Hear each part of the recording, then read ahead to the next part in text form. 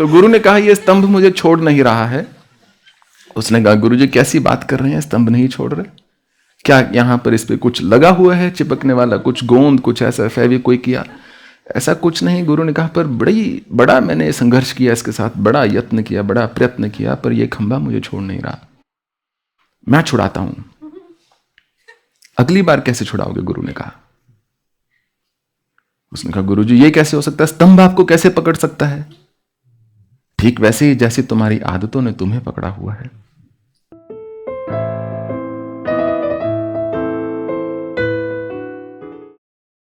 आपका प्रश्न है कि जो बुरी आदतें होती हैं उससे ऊपर कैसे उठा जाए। किसी भी प्रकार की बुरी आदत क्या ना हो।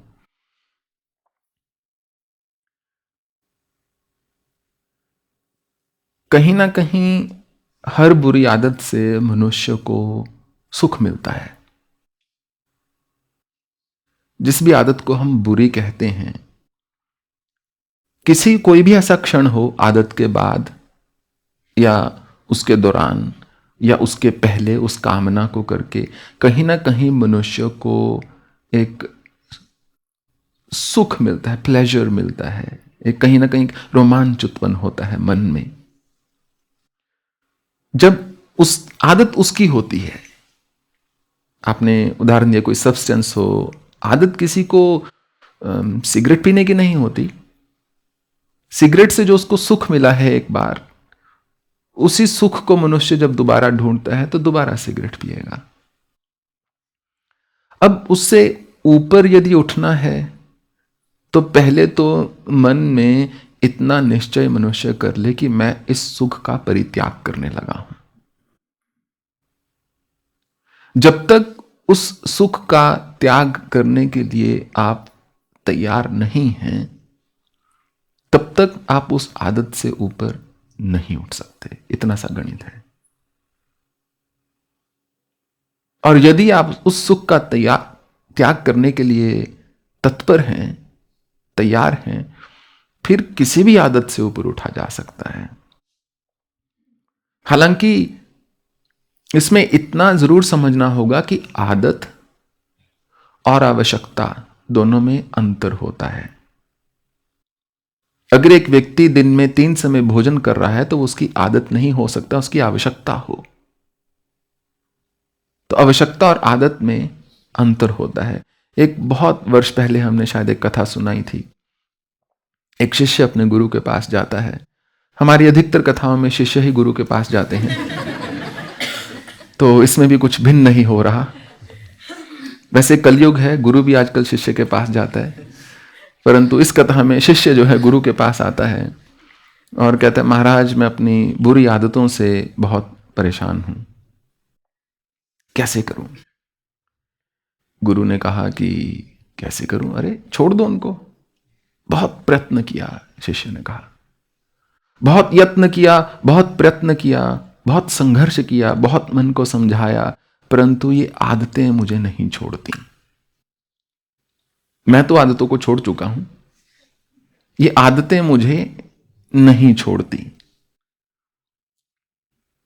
गुरु ने कहा कि एक काम करो, 1 सप्ताह के बाद आना मेरे पास, तब मैं तुम्हें इसका उत्तर दूंगा।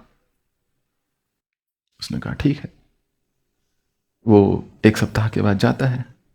बेरोजगार था वो, टाइम था उसके पास, चला गया अगले सप्ताह में। आश्रम से मात्र 3 घंटे ही दूर रहता था, तो चला जाता है गुरु के पास। जब जाता है तो क्या देखता है कि स्तंभ होता है। गुरु ने उस स्तंभ को पकड़ा हुआ है।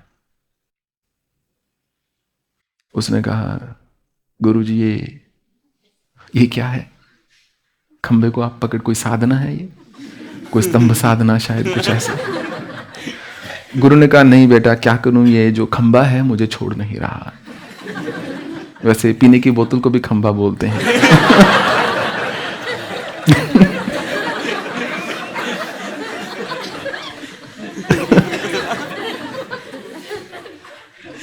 नॉटी पीपल देखो कितना खुश हो गए। तो गुरु ने कहा ये स्तंभ मुझे छोड़ नहीं रहा है। उसने कहा गुरु जी कैसी बात कर रहे हैं, स्तंभ नहीं छोड़ रहे? क्या यहां पर इस पे कुछ लगा हुआ है चिपकने वाला, कुछ गोंद, कुछ ऐसा फेविक्विक किया? ऐसा कुछ नहीं। गुरु ने कहा पर बड़ा मैंने संघर्ष किया इसके साथ, बड़ा यत्न किया, बड़ा प्रयत्न किया, पर यह खंभा मुझे छोड़ नहीं रहा। मैं छुड़ाता हूं। अगली बार कैसे छुड़ाओगे? गुरु ने कहा। उसने कहा गुरु जी ये कैसे हो सकता है, स्तंभ आपको कैसे पकड़ सकता है? ठीक वैसे ही जैसे तुम्हारी आदतों ने तुम्हें पकड़ा हुआ है। गुरु ने कहा स्तंभ अपने आप में तो नहीं पकड़ सकता। जैसे कि हम सदा उदाहरण देते हैं, मान लीजिए आपके पास कोई वस्तु पड़ी है, कोई पेन पड़ा हुआ है, आपका मन कर रहा है उस पेन को उठाने के लिए, आप अपने मन से कहो तुम्हारा मन कर रहा है इस कलम को उठा लो, मैं अपने हाथ नहीं हिलाऊंगा।